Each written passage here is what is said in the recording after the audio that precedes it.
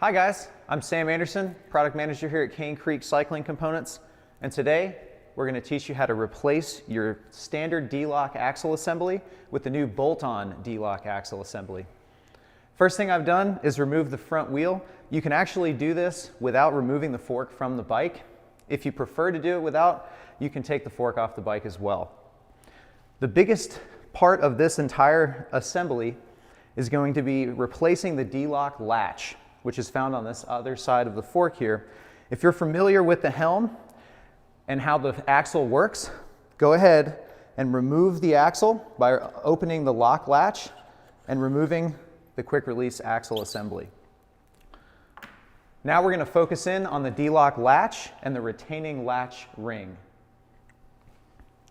The D-lock latch is held into the casting by the D-lock latch retaining ring, and you can see it here.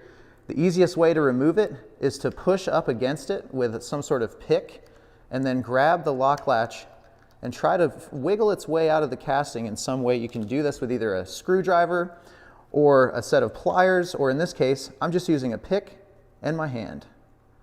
And eventually, if you wiggle it enough, it'll pop right out.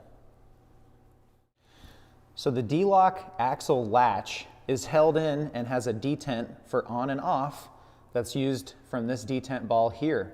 The threaded axle will not require that detent ball, so you can remove it from the casting.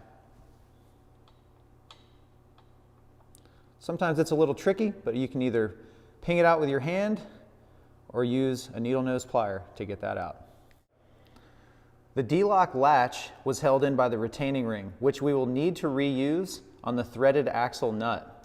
So remove the D-lock latch and the retaining ring and reuse in the new assembly.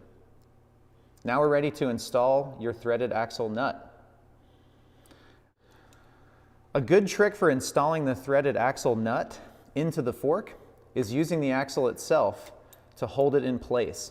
So twist from the outside so that you can push in with one hand, and you're still going to need a set of pliers to squeeze on the retaining ring.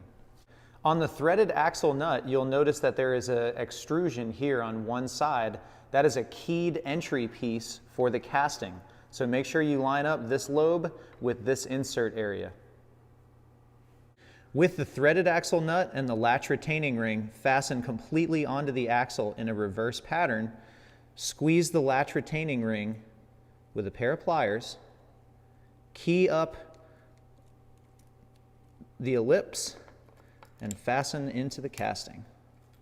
Now you can unthread the axle and complete your installation of your wheel.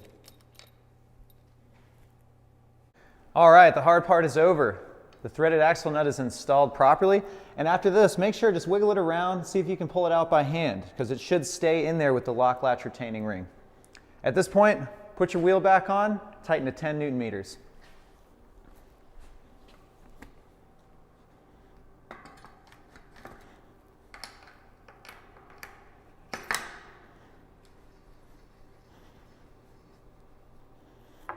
Feels like 10. Go ride your bike.